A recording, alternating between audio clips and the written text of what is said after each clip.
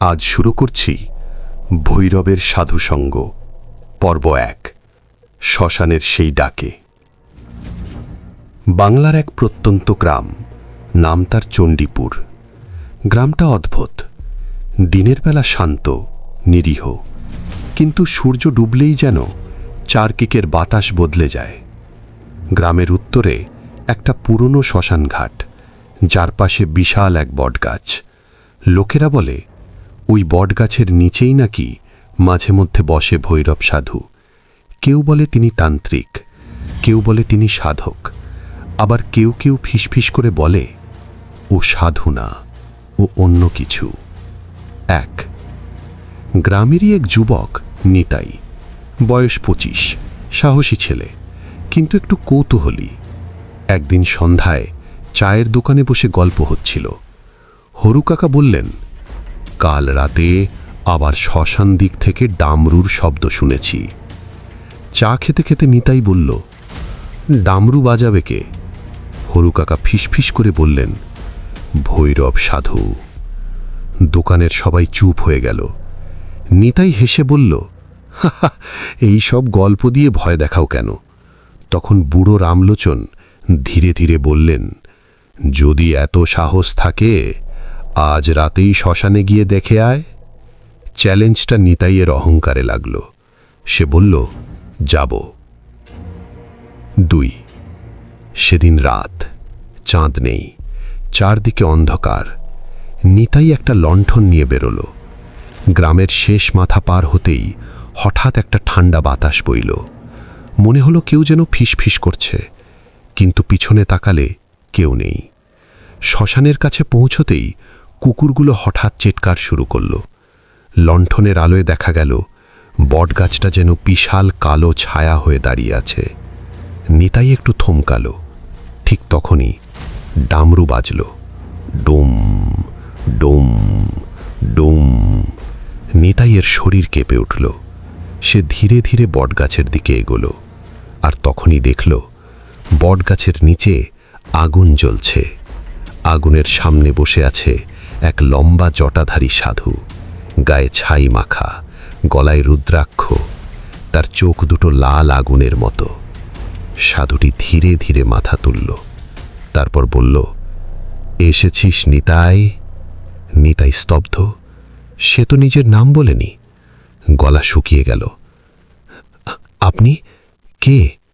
সাধু হেসে উঠল, একটা ভয়ঙ্কর হাসি। তারপর বলল, আমি ভৈরব। হঠাৎ চারদিকের বাতাস ভারী হয়ে উঠল। আগুনটা নিজে থেকেই উঁচু হয়ে জ্বলে উঠল। ভৈরব সাধু বলল, আজ থেকে তুই আমার সঙ্গে থাকবি, কারণ তোর ভাগ্যেই লেখা আছে সাধু সঙ্গ। ঠিক তখনই বটগাছের উপরে কোথা থেকে শোনা গেল একটা মেয়ের করুণ কান্না। নিতাই ধীরে ধীরে মাথা তুলল, আর যা দেখল, তার পরের ঘটনাটা যদি সে জানত, তাহলে হয়তো সে কোনোদিন শ্মশানে আসতই না। চলবে পর্ব ২, শ্মশানের কান্না। পর্ব ২, শ্মশানের কান্না। বটগাছের ডাল থেকে সেই করুণ কান্নাটা আবার ভেসে এলো। আহ, বাঁচাও! নিতাইয়ের শরীর কেঁপে উঠল। সে ধীরে ধীরে মাথা তুলে তাকালো। লণ্ঠনের আলোয় প্রথমে কিছুই দেখা গেল না, কিন্তু একটু পরে সে দেখতে পেল বটগাছের মোটা ডালের উপর বসে আছে একটা মেয়ে। মেয়েটার চুল এলোমেলো, সাদা শাড়ি, মুখটা আধেক ঢেকে আছে। সে ধীরে ধীরে দুলছে, যেন গাছের ডালে বসে কেউ ঝুলছে। নিতাই ভয়ে ফিসফিস করে বলল, ও কে? ভৈরব সাধু আগুনে একটা কাঠ ছড়ে দিলেন। তারপর শান্ত গলায় বললেন, ওকে দেখছিস? হ্যাঁ, ও মরা মানুষ। নিতাইয়ের বুক ধক করে উঠল। মানে? ভৈরব বললেন, ও এই শ্মশানেই পুড়েছিল, কিন্তু তার আত্মা এখনো মুক্তি পায়নি। ঠিক তখনই মেয়েটা হঠাৎ গাছ থেকে লাফ দিল, ধপ করে মাটিতে পড়ল। নিতাই ভয়ে দুপা পিছিয়ে গেল, কিন্তু আশ্চর্য, মাটিতে পড়েও মেয়েটার শরীরের কোনো শব্দ হলো না। সে ধীরে ধীরে মাথা তুলল। তার মুখটা দেখা গেল। মুখের এক পাশ পুড়ে কালো হয়ে গেছে, চোখ দুটো খাকা। সে সরাসরি নিতাইয়ের দিকে তাকিয়ে আছে। তারপর সে ধীরে ধীরে বলল, আমাকে বাঁচাও। নিতাই ভয় কাঁপতে লাগলো। আমি কি করব? মেয়েটা এগোতে লাগলো। মাটিতে পা পড়ছে না, সে যেন ভেসে ভেসে আসছে। নিতাই পিছিয়ে গেল। ঠিক তখনই ভৈরব সাধু গর্জে উঠলেন, থাম! একটা মন্ত্র পড়লেন। আগুনটা হঠাৎ দাউ দাউ করে জ্বলে উঠল। মেয়েটা থেমে গেল, তার মুখ বিকৃত হয়ে গেল।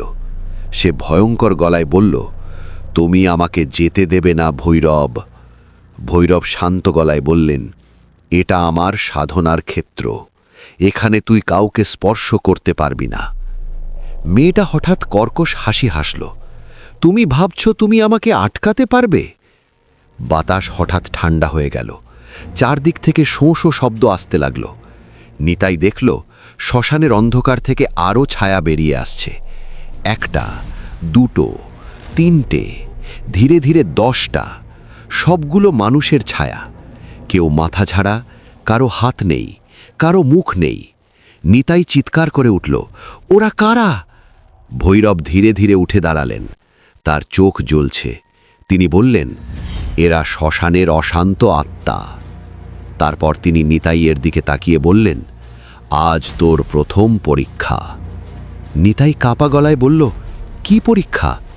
ভৈরব বললেন, ভয়কে জয় করতে পারিস কিনা। ঠিক তখনই মাটির নিচ থেকে একটা ঠান্ডা হাত উঠে এসে নিতাইয়ের পা ধরে ফেলল। নিতাই নিচে তাকালো। মাটি ফেটে বেরিয়ে আসছে একটা মুখ, পোড়া মুখ। আর সেই মুখটা ধীরে ধীরে বলছে, আমাদের সাথে চল। নিতাই তখন বুঝতে পারল সে এমন এক জায়গায় এসে পড়েছে যেখান থেকে বেঁচে ফিরে যাওয়া সহজ নয়। আর ভৈরব সাধু, তিনি হঠাৎ রহস্যময় হাসি হাসলেন। চলবে। পর্ব 3, ভৈরবের প্রথম তন্ত্র। পর্ব 3, ভৈরবের প্রথম তন্ত্র। নিতাইয়ের পা শক্ত করে ধরে আছে সেই পোড়া হাত। মাটি ফেটে ধীরে ধীরে ওপরে উঠছে একটা মুখ। মুখটা এমন ভয়ঙ্কর যে নিতাই চোখ সরিয়ে নিতে পারছে না। চামড়া পুড়ে কালো হয়ে গেছে, চোখের জায়গায় শুধু অন্ধকার গর্ত। মুখটা ফিসফিস করে বলছে, আমাদের সাথে চল, শ্মশানের নিচে। নিতাই চিৎকার করে উঠল, বাঁচাও! ঠিক তখনই ভৈরব সাধু গম্ভীর গলায় মন্ত্র পড়তে শুরু করলেন। ওম হ্রিং ক্রিং ভৈরবায় নমঃ। তার কণ্ঠস্বর যেন চারদিকে প্রতিধ্বলিত হতে লাগল। আগুনটা হঠাৎ দাউ দাউ করে জ্বলে উঠল। ভৈরব আগুন থেকে এক মুঠো ছাই তুলে নিলেন। তারপর সেটা ছুঁড়ে মারলেন নিতাইয়ের পায়ের দিকে। ছাই পড়তেই সেই পোড়া হাতটা যেন আগুনে পুড়ে যাওয়ার মতো ছটফট করতে লাগল। মাটি থেকে একটা কর্কশ চিৎকার বেরোল, আহ! হাতটা ধীরে ধীরে মাটির নিচে ঢুকে গেল। নিতাই হাঁপাতে হাঁপাতে পিছিয়ে এলো। তার বুক ধক ধক করছে। সে ভয়ে কাঁপা গলায় বলল, এগুলো কি জিনিস? ভৈরব শান্ত গলায় বললেন, শ্মশানের আত্মা। নিতাই অবিশ্বাসে তাকিয়ে রইল। এরা কেন আমাকে ধরতে চাইছিল? ভৈরব একটু হাসলেন, কারণ তুই জীবিত মানুষ। তিনি আবার আগুনের পাশে বসে পড়লেন। তারপর বললেন, শ্মশানের আত্মারা জীবিত মানুষের শক্তি টানতে চায়। ঠিক তখনই চারদিকে আবার সেই ছায়াগুলো নড়তে শুরু করল। শ্মশানের অন্ধকারে দাঁড়িয়ে থাকা ছায়াগুলো ধীরে ধীরে এগিয়ে আসছে। মাটির ওপর দিয়ে নয়, ভেসে ভেসে। নিতাইয়ের শরীর ঠান্ডা হয়ে গেল। ওরা আবার আসছে। ভৈরব এবার চোখ বন্ধ করলেন। তারপর মাটিতে একটা গোল চিহ্ন আঁকলেন ছাই দিয়ে। এই বৃত্তের ভেতরে দাঁড়া। নিতাই তাড়াতাড়ি বৃত্তের ভেতরে ঢুকে গেল। ঠিক তখনই একটা ছায়া ঝাঁপিয়ে এলো, কিন্তু বৃত্তের কাছে এসে যেন অদৃশ্য দেওয়ালে ধাক্কা খেল। সে ভয়ঙ্কর শব্দে চিৎকার করে উঠল। তারপর একে একে সব ছায়াই বৃত্তের চারপাশে ঘুরতে লাগল। তাদের মুখ নেই, কিন্তু চোখ আছে, আর সেই চোখগুলো নিতাইয়ের দিকে তাকিয়ে আছে। নিতাই ফিসফিস করে বলল, ওরা কি আমাকে মারবে? ভৈরব চোখ না খুলেই বললেন, যদি তুই ভয় পাস তাহলে পারবে। নিতাই অবাক হয়ে গেল। ভয় পেলেই?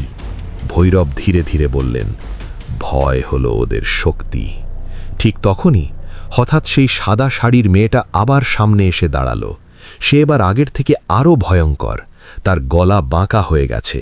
সে নিতাইয়ের দিকে তাকিয়ে বলল, তুই পালাতে পারবি না। তারপর সে ধীরে ধীরে বৃত্তের দিকে এগিয়ে এলো। ভৈরব তখন চোখ খুললেন, তার চোখে অদ্ভুত আগুন। তিনি মাটিতে হাত চাপড়ে দিলেন।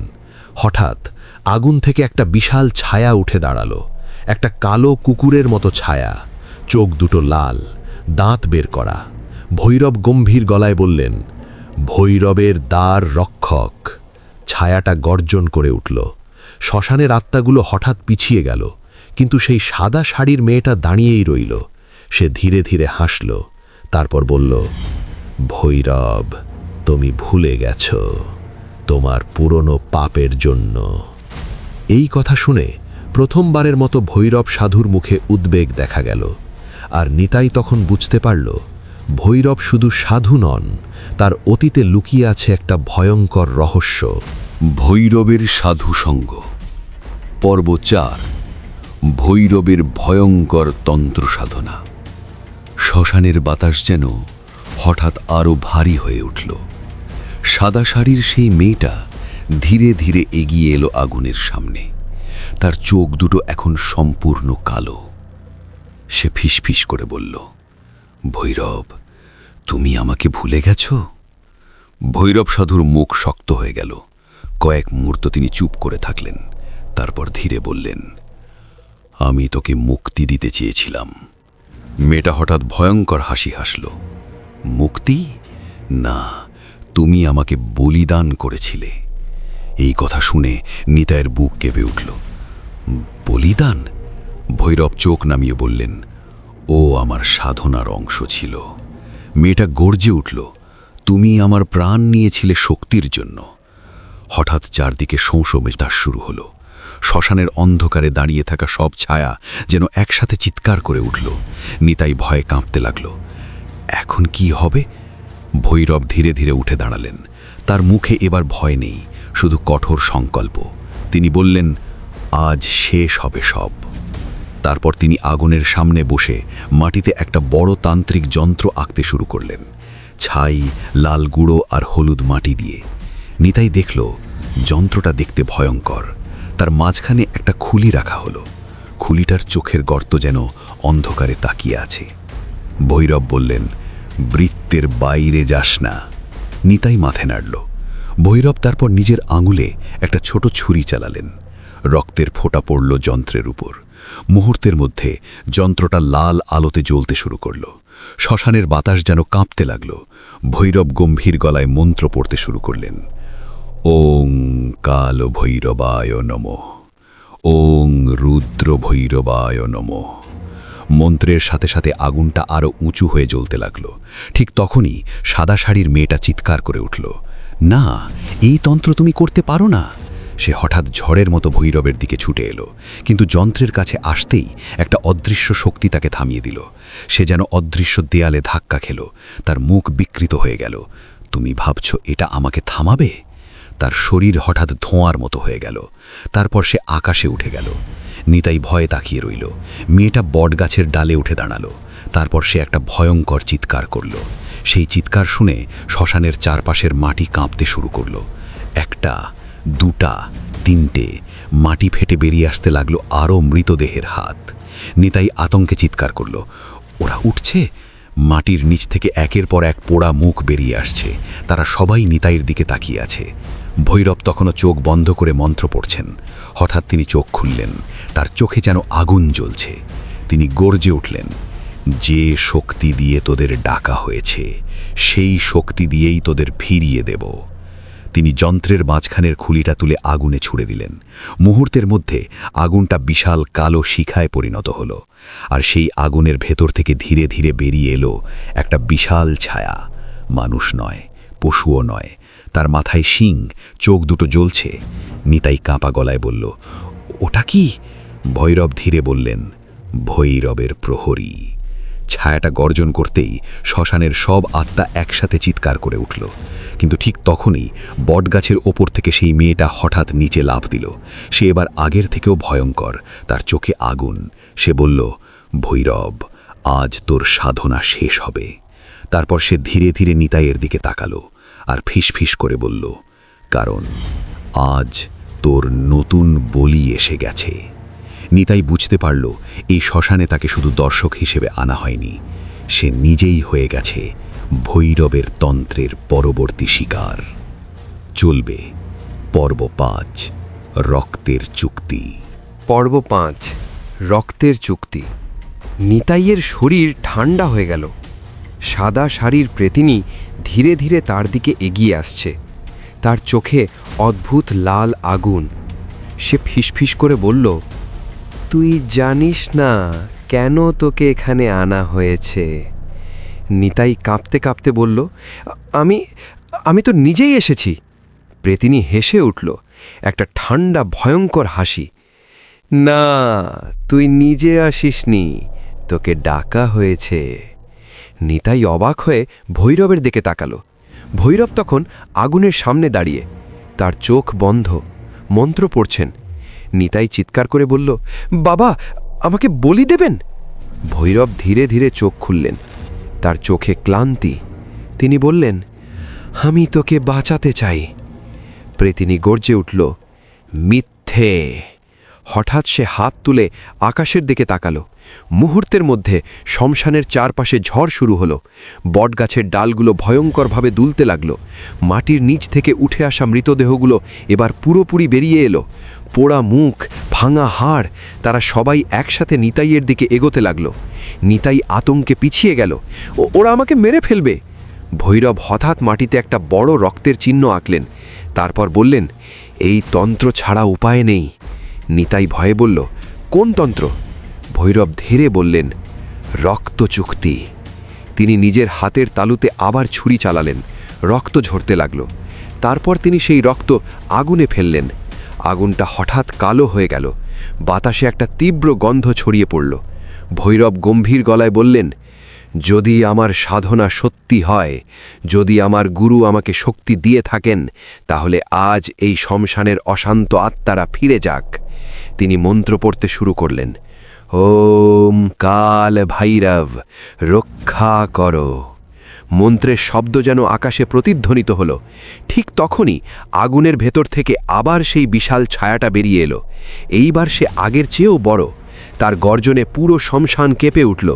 মৃত আত্মাগুলো হঠাৎ থেমে গেল, কিন্তু প্রেতিনী দাঁড়িয়ে রইল। সে ধীরে ধীরে হাসল। ভৈরব, তুমি এখনো ভাবছ তুমি জিতবে? সে হঠাৎ নিজের বুকের দিকে ইশারা করল। তার বুকের পোড়া দাগটা লাল হয়ে উঠল।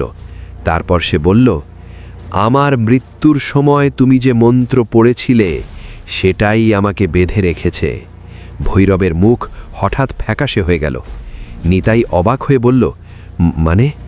প্রেতিনী ধীরে ধীরে বলল, আমি মুক্তি চাই না, আমি প্রতিশোধ চাই। তারপর সে আকাশের দিকে হাত তুলল। মুহূর্তের মধ্যে শ্মশানের সব মৃতদেহ একসাথে চিৎকার করে উঠল। তারা সবাই নিতাইয়ের দিকে ঝাঁপিয়ে পড়তে লাগল। নিতাই চিৎকার করল, বাঁচাও! ঠিক তখনই ভৈরব হঠাৎ নিতাইয়ের হাত ধরে ফেললেন। তার চোখে অদ্ভুত জ্যোতি। তিনি বললেন, ভয় পাবি না। তারপর ফিসফিস করে বললেন, কারণ তুই শুধু মানুষ না। নিতাই অভম্ব হয়ে গেল, মানে? ভৈরব ধীরে বললেন, তোর শরীরে এমন শক্তি আছে যেটা তুই নিজেও জানিস না। ঠিক তখনই নিতাইয়ের হাতের তালুতে হঠাৎ জ্বলন্ত দাগ দেখা দিল, একটা তান্ত্রিক চিহ্ন। আর সেই চিহ্ন থেকে আলো বেরোতে শুরু করল। প্রেতিনী হঠাৎ থেমে গেল, তার চোখ বিস্ফারিত। সে ফিসফিস করে বলল, অসম্ভব। ভৈরব ধীরে বললেন, হ্যাঁ, ওই শক্তির জন্যই তোকে এখানে আনা হয়েছে। নিতাই তখন বুঝতে পারল তার জীবনের সাথে জড়িয়ে আছে এই শ্মশানের এক ভয়ঙ্কর রহস্য। চলবে পর্ব 6, নিতাইয়ের গোপন শক্তি। পর্ব 6, নিতাইয়ের গোপন শক্তি। নিতাই নিজের হাতের দিকে তাকিয়ে স্তব্ধ হয়ে গেল। তার হাতের তালুতে জ্বলছে একটা অদ্ভুত তান্ত্রিক চিহ্ন। চিহ্নটা যেন আগুনের মতো লাল, আর সেখান থেকে ধীরে ধীরে আলো বের হচ্ছে। শ্মশানের বাতাস হঠাৎ থেমে গেল। প্রেতিনী স্থির হয়ে তাকিয়ে আছে নিতাইয়ের দিকে। তার চোখে ভয়।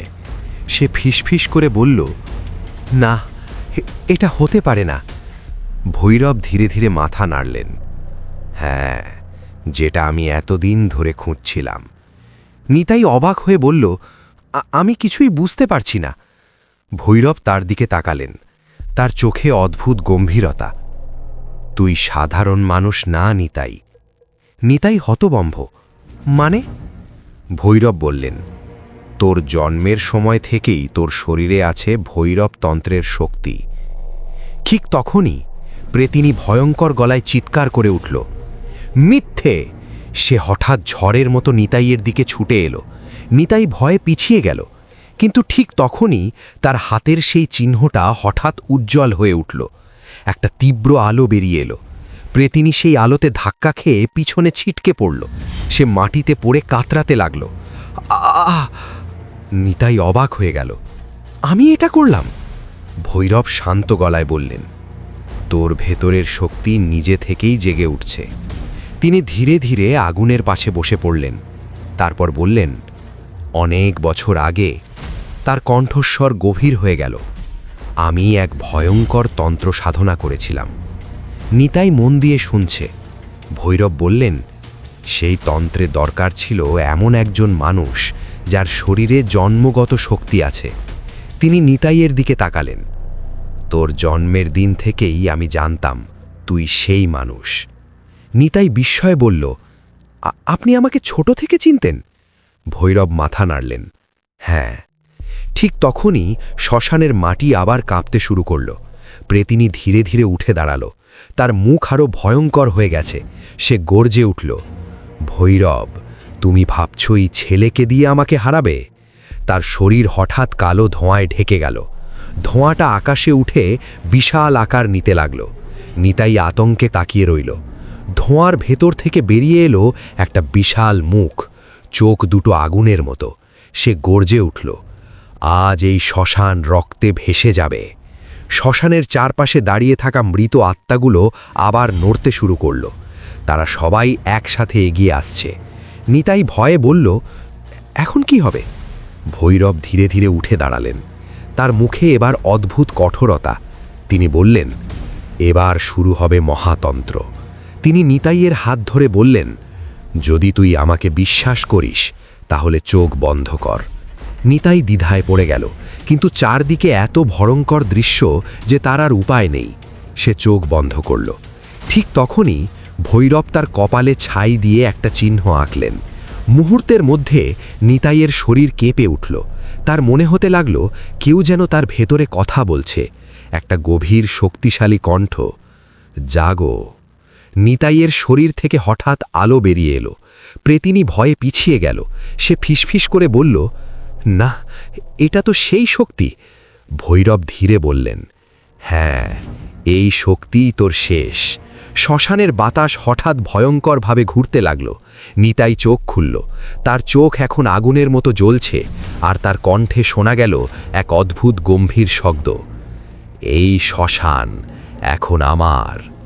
চলবে পর্ব ৭, শ্মশানের মহাযুদ্ধ। পর্ব ৭, শ্মশানের মহাযুদ্ধ। নিতাই চোখ খুলতেই শ্মশানের চারপাশে এক অদ্ভুত নীরবতা নেমে এলো। তার চোখ দুটো এখন আগুনের মতো জ্বলছে। শরীর থেকে ধীরে ধীরে আলো বের হচ্ছে। ভৈরব কিছুটা দূরে দাঁড়িয়ে তাকিয়ে আছেন। তার চোখে বিস্ময় আর গর্ব। তিনি ধীরে বললেন, অবশেষে শক্তি জেগে উঠেছে। নিতাই নিজের কণ্ঠ শুনে অবাক হয়ে গেল। তার গলা যেন আগের মতো নেই, গভীর, ভারী। সে ধীরে বলল, এই শক্তি কি? ভৈরব বললেন, এটা ভৈরব তন্ত্রের শক্তি। ঠিক তখনই আকাশে ভাসতে থাকা কালো ধোঁয়াটা আবার গর্জে উঠল। প্রেতিনী ভয়ঙ্কর রূপ নিয়ে নেমে এলো। তার চুল বাতাসে উড়ছে, চোখ দুটো আগুনের মতো। সে চিৎকার করে বলল, আমি তোকে ধ্বংস করব। হঠাৎ সে হাত তুলে দিল। মুহূর্তের মধ্যে শ্মশানের সব মৃতদেহ একসাথে নড়ে উঠল। 10, 20, 30 ডজন ডজন পোড়া মৃতদেহ নিতাইয়ের দিকে এগিয়ে আসছে। তাদের মুখে বিকৃত হাসি। নিতাই এক মুহূর্ত দাঁড়িয়ে রইল, তারপর ধীরে হাত তুলল। তার হাতের তান্ত্রিক চিহ্নটা জ্বলে উঠল। একটা তীব্র আলো বেরিয়ে এলো। আলোটা ছড়িয়ে পড়তেই মৃতদেহগুলো হঠাৎ থেমে গেল, তারপর একে একে মাটিতে পড়ে গেল। প্রেতিনী গর্জে উঠল, না! সে ঝড়ের মতো নিতাইয়ের দিকে ছুটে এলো। নিতাই এবার চোখ বন্ধ করল। তার মনে আবার সেই কণ্ঠস্বর ভেসে উঠল, ভয় পেও না, তুই শক্তি।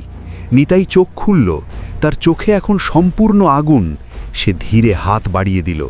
প্রেতিনী তার সামনে এসে থেমে গেল, যেন অদৃশ্য শক্তি তাকে আটকে রেখেছে। সে ছটফট করতে লাগল, আমাকে ছাড়। নিতাই শান্ত গলায় বলল, তোর যন্ত্রণা আমি অনুভব করছি। প্রেতিনী থেমে গেল, তার চোখে এক মুহূর্তের জন্য দুঃখ দেখা গেল। নিতাই বলল, তোর মৃত্যু অন্যায় ছিল। ভৈরব দূর থেকে চুপ করে শুনছেন। নিতাই আবার বলল, কিন্তু প্রতিশোধে তোর মুক্তি নেই। প্রেতিনী কাঁপতে কাঁপতে বলল, আমার মুক্তি শুধু ভৈরবের মৃত্যুতেই। এই কথা শুনে ভৈরব এগিয়ে এলেন। তিনি ধীরে বললেন, যদি আমার মৃত্যুতেই তোর মুক্তি হয়? নিতাই অবাক হয়ে তাকালো। ভৈরব শান্ত গলায় বললেন, তাহলে আমি প্রস্তুত। নিতাই চিৎকার করে উঠল, না! কিন্তু ঠিক তখনই প্রেতিনী হঠাৎ নিজের শক্তি দিয়ে বন্ধন ভেঙে ফেলল। সে বজ্রের মতো ভৈরবের দিকে ছুটে গেল। নিতাই হাত বাড়িয়ে চিৎকার করল, থামো! তার হাতের চিহ্ন থেকে তীব্র আলো বেরিয়ে এলো। আলোটা পুরো শ্মশান ঢেকে ফেলল। কয়েক মুহূর্ত সবকিছু অন্ধকার হয়ে গেল। তারপর শ্মশানে আবার নীরবতা নেমে এলো। নিতাই ধীরে চোখ খুলল। সে দেখল প্রেতিনী মাটিতে পড়ে আছে। তার মুখ শান্ত, চোখ বন্ধ। ধীরে ধীরে তার শরীর ধোঁয়ার মতো মিলিয়ে যাচ্ছে।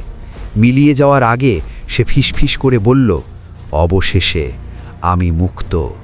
কিছুক্ষণের মধ্যে সে পুরোপুরি অদৃশ্য হয়ে গেল। শ্মশানের বাতাস আবার স্বাভাবিক হয়ে গেল। সব মৃতদেহ মাটির নিচে ফিরে গেল। নিতাই হাঁপাতে হাঁপাতে বসে পড়ল। সব শেষ। ভৈরব ধীরে বললেন, না। নিতাই অবাক হয়ে তাকালো। ভৈরব আকাশের দিকে তাকিয়ে বললেন, এটা শুধু শুরু।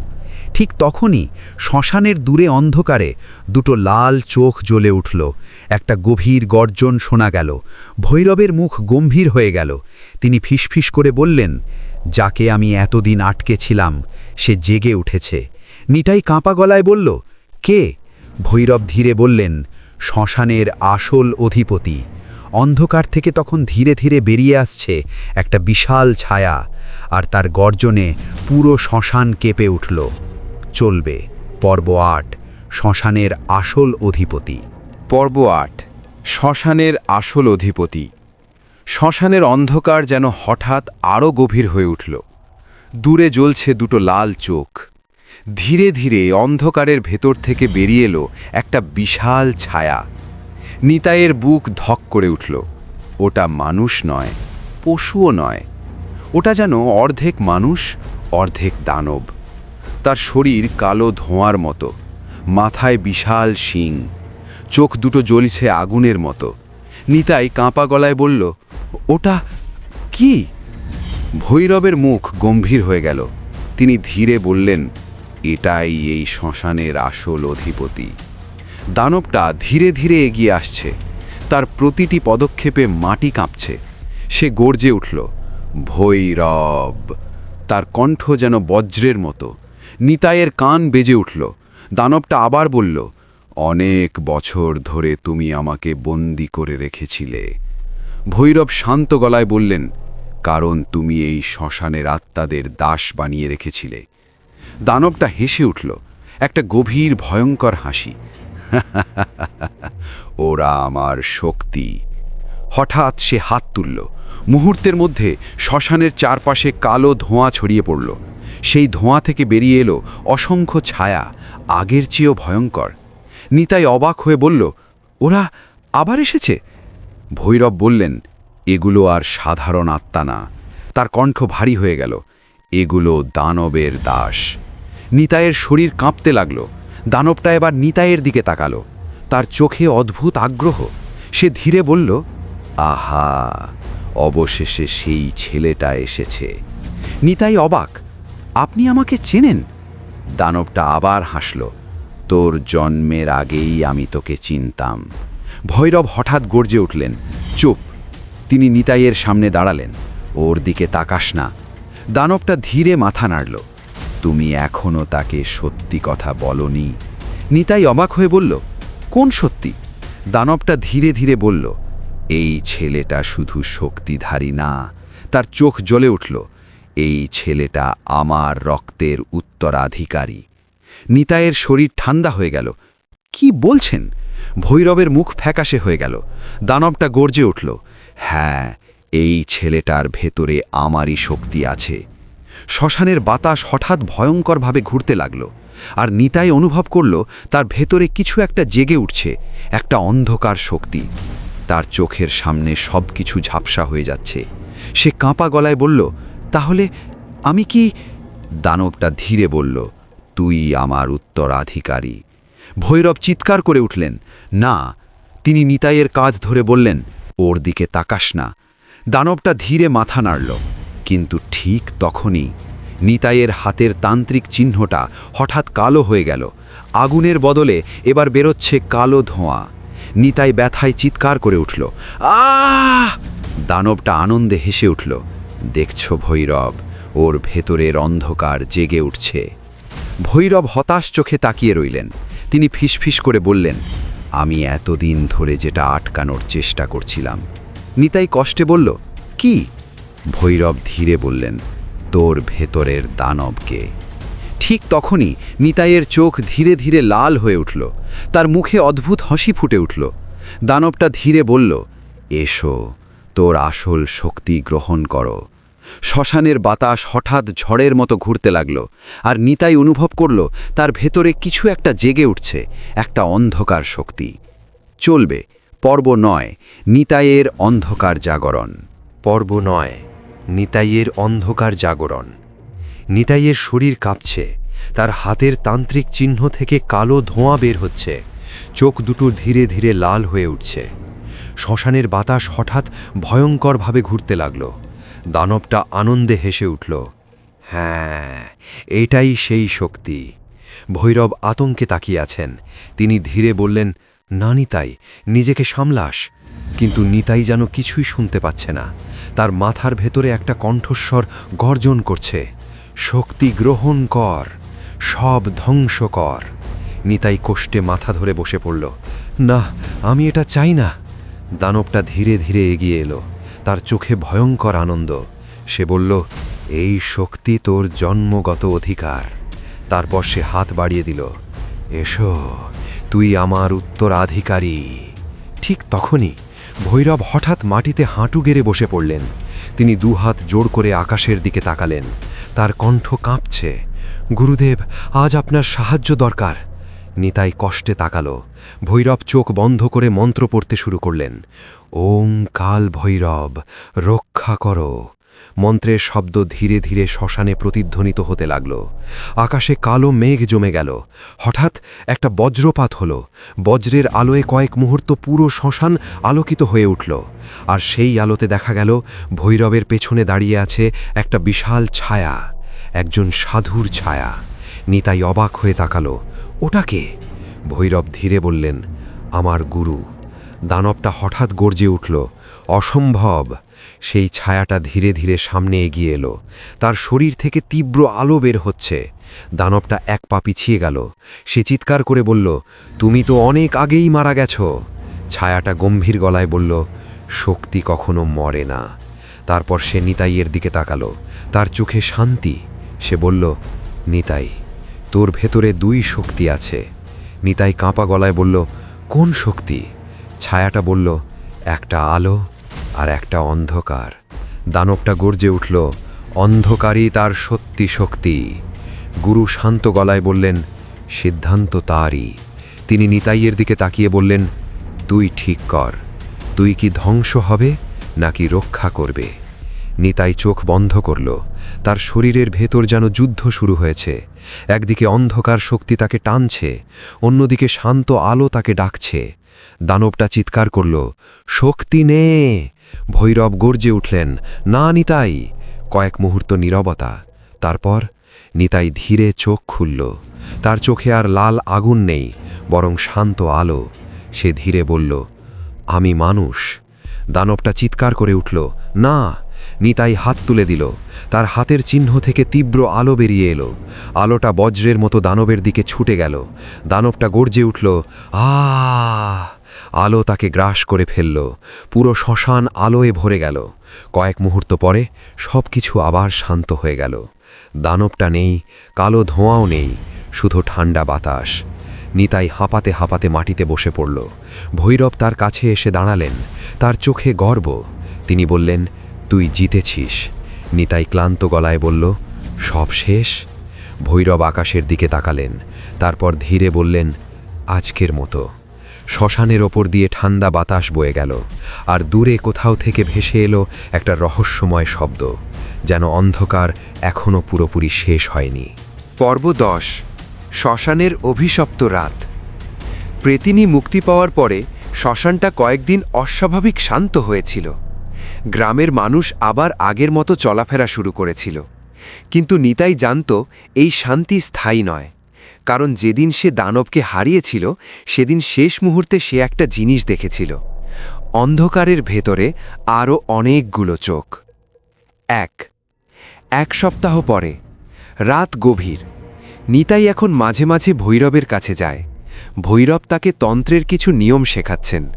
সেদিনও সে শশিনে বসেছিল। হঠাৎ ভৈরব বললেন, আজ রাতটা অদ্ভুত লাগছে। নিতাই অবাক হয়ে বলল, কেন? ভৈরব ধীরে বললেন, শ্মশানের বাতাস বদলে গেছে। ঠিক তখনই দূরে একটা শিয়াল হঠাৎ চিৎকার করে উঠল। তারপর চারদিকে অদ্ভুত নীরবতা। নিতাই ফিসফিস করে বলল, কেউ আসছে? ভৈরব চোখ বন্ধ করলেন। তারপর হঠাৎ চোখ খুলে বললেন, হ্যাঁ। কে? ভৈরবের কণ্ঠ ভারী হয়ে গেল, মানুষ নয়। 2। ঠিক তখনই শ্মশানের দূরে একটা আলো দেখা গেল, মশালের আলো। ধীরে ধীরে কয়েকজন মানুষ এগিয়ে আসছে। তাদের গায়ে কালো কাপড়, মাথায় লাল কাপড় বাঁধা। নিতাই ফিসফিস করে বলল, ওরা কারা? ভৈরবের মুখ গম্ভীর হয়ে গেল। তিনি বললেন, ওরা তান্ত্রিক। নিতাই অবাক, তান্ত্রিক? ভৈরব মাথা নাড়লেন, কিন্তু সাধক না। তার কণ্ঠ আরও নিচু হয়ে গেল, ওরা কালতন্ত্রের সাধক। লোকগুলো শ্মশানের মাঝখানে এসে দাঁড়ালো। তাদের নেতা সামনে এগিয়ে এলো। তার চোখে অদ্ভুত দৃষ্টি। সে ধীরে বলল, অবশেষে তোমাকে পেলাম ভৈরব। ভৈরব শান্ত গলায় বললেন, কেন এসেছ? লোকটা হেসে উঠল, কারণ খবর পেয়েছি। তার চোখ নিতাইয়ের দিকে গেল। এখানে এমন একজন আছে যার ভেতরে অদ্ভুত শক্তি আছে। নিতাইয়ের বুক ধক করে উঠল। লোকটা বলল, আমাদের গুরু তাকে চান। ভৈরব গর্জে উঠলেন, অসম্ভব।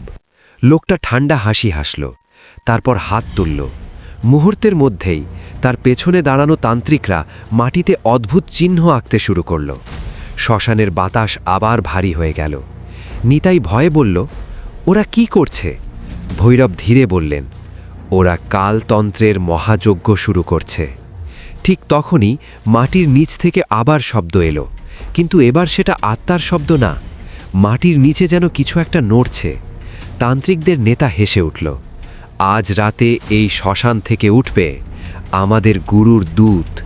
মাটি হঠাৎ ফেটে গেল, আর সেখান থেকে বেরিয়ে এলো একটা বিশাল কালো হাত। নিতাই আতঙ্কে পিছিয়ে গেল। ভৈরব ফিসফিস করে বললেন, ওরা যাকে ডাকছে সে শ্মশানের দানবের থেকেও ভয়ঙ্কর। আর সেই হাতের সাথে সাথে মাটির নিচ থেকে ধীরে ধীরে উঠতে লাগল একটা বিশাল ছায়া। চলবে পর্ব 11, কালতন্ত্রের মহাযজ্ঞ। পর্ব 11, কালতন্ত্রের মহাযজ্ঞ। শ্মশানের মাটি ফেটে গেছে।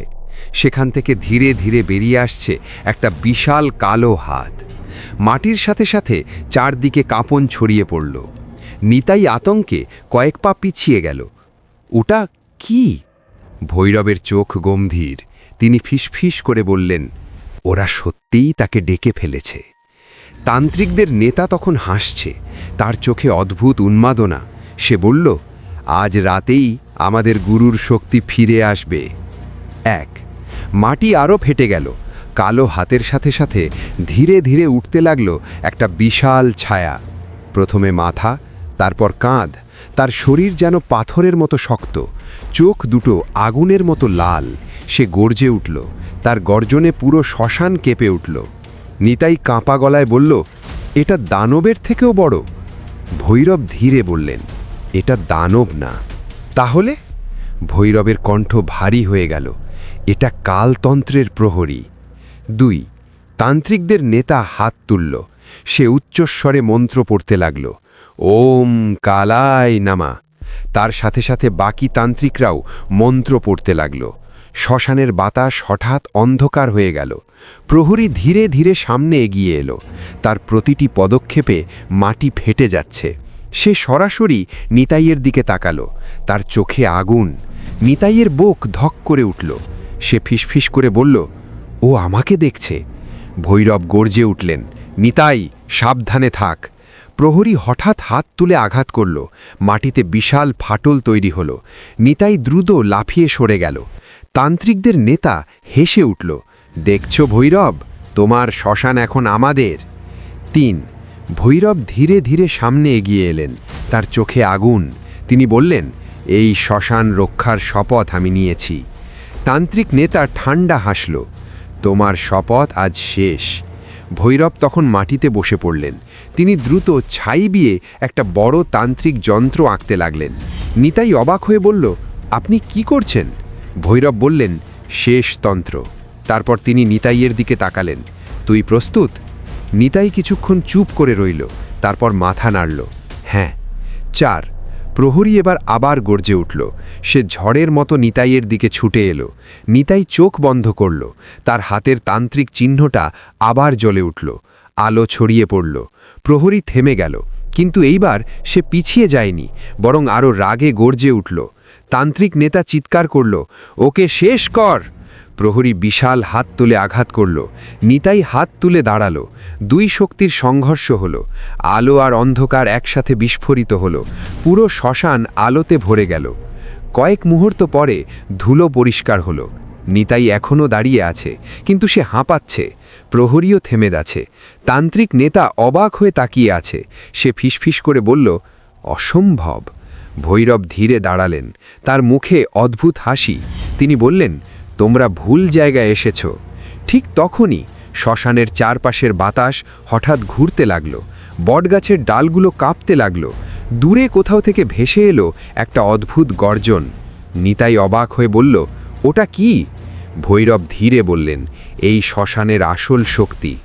মাটির নিচে আবার কাঁপন শুরু হলো, কিন্তু এবার যেটা উঠছে তা আগের সব কিছুর থেকেও ভয়ঙ্কর। চলবে পর্ব 12, শ্মশানের গোপন শক্তি। পর্ব 12, শ্মশানের গোপন শক্তি। শ্মশানের মাটি আবার কাঁপতে শুরু করল। বটগাছের নিচে হঠাৎ মাটিতে একটা বড় ফাটল দেখা গেল। তান্ত্রিকদের নেতা অবাক হয়ে চারদিকে তাকাল। এটা কি হচ্ছে? ভৈরব ধীরে ধীরে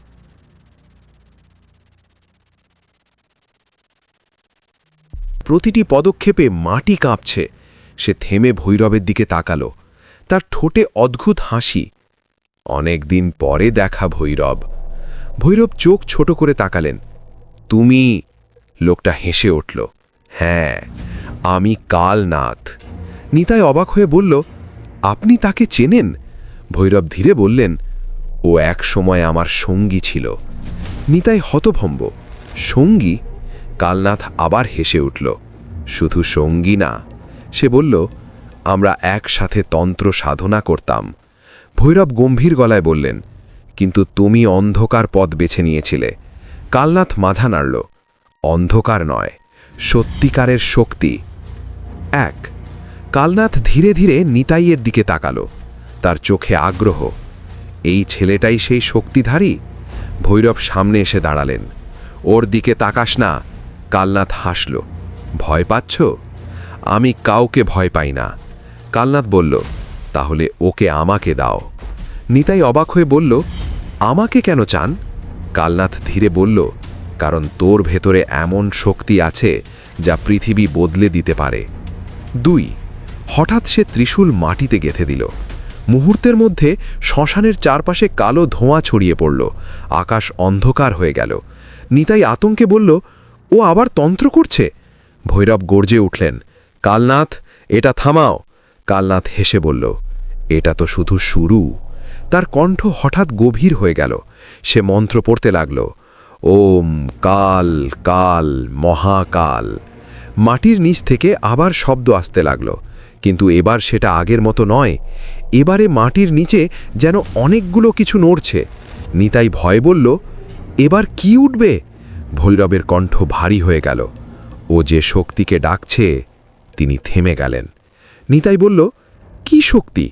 ভৈরব ধীরে বললেন, ওটা যদি জেগে ওঠে, এই শ্মশান নয়, পুরো গ্রাম ধ্বংস হয়ে যাবে। 3 হঠাৎ মাটি ফেটে গেল। একটা নয়, দুটো নয়, অনেকগুলো ফাটল। সেখান থেকে ধীরে ধীরে বেরিয়ে আসছে অদ্ভুত কালো প্রাণী। তাদের চোখ লাল, দাঁত বের করা। নিতাই পিছিয়ে গেল। এগুলো কি? কালনাথ হেসে বলল, এরা আমার অন্ধকার সৈন্য। প্রাণীগুলো গর্জন করতে করতে নিতাইয়ের দিকে এগিয়ে আসছে। ভৈরব গর্জে উঠলেন, নিতাই, প্রস্তুত হও। নিতাইয়ের হাতের তান্ত্রিক চিহ্ন আবার জ্বলতে শুরু করল, কিন্তু এবার তার চোখে ভয় নেই। সে ধীরে বলল, আমি পালাবো না। কালনাথ মুচকি হাসল, দেখি তোর শক্তি। প্রথম অন্ধকার প্রাণীটা ঝাঁপিয়ে পড়ল। নিতাই হাত তুলল, আলো বেরিয়ে এলো। প্রাণীটা বাতাসে ছিটকে পড়ল, কিন্তু তখনই আরও 10টা প্রাণী একসাথে এগিয়ে এলো। শ্মশান আবার যুদ্ধক্ষেত্রে পরিণত হল। ভৈরব চিৎকার করে উঠলেন, আজকের রাতেই ঠিক হবে এই শ্মশানের ভাগ্য। আর কালনাথের চোখে তখন অদ্ভুত উন্মাদ হাসি। চলবে পর্ব 14, অন্ধকার সৈন্যদের আক্রমণ। পর্ব 14, অন্ধকার সৈন্যদের আক্রমণ। শ্মশানের চারপাশে এখন শুধু গর্জন আর অন্ধকার। মাটির ফাটল থেকে বেরিয়ে এসেছে অনেকগুলো কালো প্রাণী। তাদের শরীর কুকুরের মতো, কিন্তু মুখটা অদ্ভুত, মানুষ আর পশুর মাঝামাঝি। চোখ দুটো জ্বলছে আগুনের মতো। তারা সবাই একসাথে নিতাইয়ের দিকে এগিয়ে আসছে। কালনাথ দূরে দাঁড়িয়ে ঠান্ডা হাসি হাসছে। দেখি কতক্ষণ টিকতে পারিস। 1 প্রথম প্রাণীটা ঝাঁপিয়ে পড়ল। নিতাই হাত তুলল। তার হাতের তান্ত্রিক চিহ্ন থেকে তীব্র আলো বেরিয়ে এলো। প্রাণীটা বাতাসে ছিটকে পড়ে ছাই হয়ে গেল। কিন্তু তখনই আরও 5টা একসাথে ঝাঁপিয়ে পড়ল। নিতাই পিছিয়ে গেল। ভৈরব চিৎকার করে বললেন, ওদের একে একে মারিস না। তাহলে? ভৈরব গর্জে উঠলেন, তোর ভেতরের শক্তি পুরো ব্যবহার কর। 2 নিতাই চোখ বন্ধ করল। তার শরীর কাঁপছে। হঠাৎ তার মনে সেই পুরনো কণ্ঠস্বর আবার ভেসে উঠল, শক্তিকে আটকাস না। নিতাই ধীরে চোখ খুলল। তার শরীর থেকে আলো বের হতে লাগল। শ্মশানের বাতাস ঘুরতে লাগল। কালনাথ একটু অবাক হয়ে তাকালো। খারাপ না। 3 নিতাই 2 হাত তুলে দিল। তার হাতের চিহ্ন থেকে তীব্র আলো বেরিয়ে চারদিকে ছড়িয়ে পড়ল। যে প্রাণীগুলো সামনে আসছিল তারা এক এক করে থেমে গেল, তারপর ছাই হয়ে মাটিতে পড়ে গেল। কালনাথের মুখে হাসি মিলিয়ে গেল। সে ধীরে বলল, মন্দ না, কিন্তু এত সহজে আমাকে থামাতে পারবি না। 4 কালনাথ ত্রিশূল তুলে আকাশের দিকে ধরল। তার চোখে আগুন। সে উচ্চস্বরে মন্ত্র পড়তে লাগল, ওম মহাকাল জাগো। আকাশে হঠাৎ কালো মেঘ জমে গেল। বজ্রপাত শুরু হলো। মাটির নিচে আবার কাঁপন। নিতাই আতঙ্কে বলল, এবার কি আসছে? ভৈরবের মুখ ফ্যাকাশে হয়ে গেল। তিনি ফিসফিস করে বললেন, ও মহাকাল তন্ত্র করছে। নিতাই বলল, ওটা কি? ভৈরব বললেন, এই তন্ত্র সম্পূর্ণ হলে একটা মহাদানব জেগে উঠবে। 5 ঠিক তখনই শ্মশানের মাঝখানে মাটি হঠাৎ ধসে গেল। একটা বিশাল গর্ত তৈরি হলো। সেখান থেকে ধীরে ধীরে বেরিয়ে এলো একটা বিশাল কালো মাথা। চোখ দুটো আগুনের মতো জ্বলছে, দাঁতগুলো তলোয়ারের মতো ধারালো। সে গর্জে উঠল। তার গর্জনে চারপাশের গাছ কেঁপে উঠল। নিতাই আতঙ্কে বলল, এটা কি? কালনাথ হাসল, এটাই আমার মহাকাল প্রহরী। 6 মহাকাল প্রহরী ধীরে ধীরে পুরো শরীর নিয়ে বেরিয়ে এলো। তার উচ্চতা প্রায় একটা গাছের মতো। সে সরাসরি নিতাইয়ের দিকে তাকালো। তার গর্জনে বাতাস কেঁপে উঠল। ভৈরব নিতাইয়ের পাশে এসে দাঁড়ালেন। তিনি বললেন, এবার আমাদের দুজনকে একসাথে লড়তে হবে। নিতাই গভীর শ্বাস নিল। ঠিক আছে। মহাকাল প্রহরী হঠাৎ ঝাঁপিয়ে পড়ল। তার বিশাল হাত মাটিতে আঘাত করতেই মাটি ফেটে গেল। নিতাই দ্রুত লাফ দিয়ে সরে গেল। ভৈরব মন্ত্র পড়তে শুরু করলেন। তার চারপাশে আগুনের বৃত্ত তৈরি হল। কালনাথ দূরে দাঁড়িয়ে হাসছে। আজ এই শ্মশান আমার হবে। 8। নিতাই এবার হাত তুলে দাঁড়ালো। তার শরীর থেকে আগের থেকেও বেশি আলো বের হচ্ছে। সে ধীরে বলল, আমি এই শ্মশানকে ধ্বংস হতে দেব না। মহাকাল প্রহরী আবার গর্জে উঠল। সে ছুটে এলো, আর সেই মুহূর্তেই নিতাইয়ের হাতের চিহ্ন হঠাৎ আগুনের মতো জ্বলে উঠল। ভৈরব অবাক হয়ে বললেন, নিতাই, তোর শক্তি আরও বেড়ে যাচ্ছে। কিন্তু ঠিক তখনই কালনাথের চোখে অদ্ভুত হাসি ফুটে উঠল। সে ফিসফিস করে বলল, এটাই তো আমি চাইছিলাম। চলবে পর্ব 15, মহাকাল প্রহরীর সাথে শেষ যুদ্ধ। পর্ব 15, মহাকাল প্রহরীর সাথে শেষ যুদ্ধ। শ্মশানের বাতাস এখন আগুন আর অন্ধকারে ভরা। মহাকাল প্রহরী গর্জন করতে করতে নিতাইয়ের দিকে এগিয়ে আসছে। তার বিশাল পা পড়তেই মাটি কেঁপে উঠছে। নিতাই গভীর শ্বাস নিল। তার হাতের তান্ত্রিক চিহ্ন আগুনের মতো জ্বলছে। ভৈরব তার পাশে দাঁড়িয়ে বললেন, এটাই শেষ লড়াই। নিতাই মাথা নাড়ল। আমি প্রস্তুত। 1। মহাকাল প্রহরী হঠাৎ বিশাল হাত তুলে আঘাত করল। নিতাই দ্রুত সরে গেল। মাটিতে বিশাল গর্ত তৈরি হল। ভৈরব গর্জে উঠলেন, এবার। নিতাই হাত তুলে দিল। তার হাত থেকে তীব্র আলো বেরিয়ে প্রহরীর বুকে আঘাত করল। প্রহরী কয়েক কদম পিছিয়ে গেল। সে গর্জে উঠল। কালনাথ দূরে দাঁড়িয়ে ঠান্ডা হাসি হাসছে। এতে কিছু হবে না। 2। কালনাথ হঠাৎ ত্রিশূল তুলে আকাশের দিকে ধরল। সে উচ্চস্বরে বলল, মহাকাল, তোর পূর্ণ শক্তি দে। আকাশে বজ্রপাত হল। মহাকাল প্রহরীর শরীর কালো আগুনে জ্বলে উঠল। সে আগের থেকেও শক্তিশালী হয়ে উঠল। নিতাই অবাক হয়ে বলল, ও আরও বড় হয়ে যাচ্ছে। ভৈরব বললেন, ওকে থামাতে হলে কালনাথকে থামাতে হবে। 3। ভৈরব সামনে এগিয়ে গেলেন। তিনি সরাসরি কালনাথের দিকে তাকালেন। এই তন্ত্র বন্ধ কর। কালনাথ হেসে উঠল। অনেক দেরি হয়ে গেছে। ভৈরব মাটিতে ছাই দিয়ে দ্রুত একটা তান্ত্রিক যন্ত্র আঁকলেন। তারপর মন্ত্র পড়তে শুরু করলেন। কালনাথ গর্জে উঠল, আমার সাথে তন্ত্রযুদ্ধ? ভৈরব বললেন, আজই সব শেষ হবে। 4। ঠিক তখনই মহাকাল প্রহরী নিতাইয়ের দিকে ঝাঁপিয়ে পড়ল। তার বিশাল হাত নিতাইকে ধরতে গেল। নিতাই চোখ বন্ধ করল। তার শরীর থেকে তীব্র আলো বেরিয়ে এলো।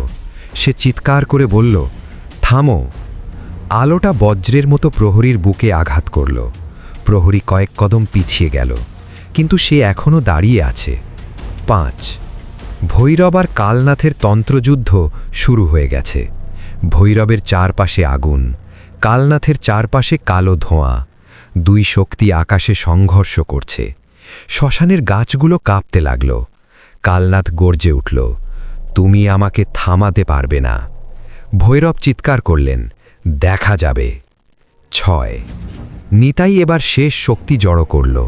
তার হাতের তান্ত্রিক চিহ্ন আগুনের মতো জ্বলছে। সে আকাশের দিকে তাকিয়ে বলল, এই শ্মশানকে রক্ষা করো। তার শরীর থেকে বিশাল আলোর ঢেউ বেরিয়ে এলো। আলোটা সরাসরি মহাকাল প্রহরীর দিকে গেল। ঠিক সেই মুহূর্তে ভৈরব ত্রিশূল তুলে আঘাত করলেন। 2 শক্তি একসাথে আঘাত করতেই মহাকাল প্রহরী ভয়ঙ্কর গর্জন করে উঠল। তার শরীর ফেটে গেল। কালো ধোঁয়া চারিদিকে ছড়িয়ে পড়ল। কয়েক মুহূর্ত পরে প্রহরী সম্পূর্ণ অদৃশ্য হয়ে গেল। 7। কালনাথ অবাক হয়ে দাঁড়িয়ে আছে। তার মুখে আর হাসি নেই। ভৈরব ধীরে তার দিকে এগিয়ে গেলেন। এবার শেষ। কালনাথ কিছুক্ষণ চুপ করে রইল। তারপর ধীরে হাসল, আজ তুমি জিতেছ। সে ধীরে পিছিয়ে যেতে লাগল, কিন্তু মনে রেখো, তার চোখে অদ্ভুত দৃষ্টি। অন্ধকার কখনো পুরোপুরি শেষ হয় না। কালনাথ অন্ধকারে মিলিয়ে গেল। 8। শ্মশানের বাতাস আবার শান্ত হয়ে গেল। আকাশ পরিষ্কার। নিতাই ক্লান্ত হয়ে বসে পড়ল। ভৈরব তার পাশে এসে দাঁড়ালেন। সব শেষ। নিতাই ধীরে বলল, এবার কি সত্যিই শেষ? ভৈরব একটু হাসলেন। শ্মশানের রহস্য কখনো পুরো শেষ হয় না। বটগাছের পাতা হালকা বাতাসে নড়ল। দূরে কোথাও শিয়ালের ডাক শোনা গেল। আর নিতাই বুঝল, এই শ্মশানের সাথে তার সম্পর্ক এখনই শেষ নয়। সমাপ্ত। ভৈরবের সাধুসঙ্গ সিজন 2।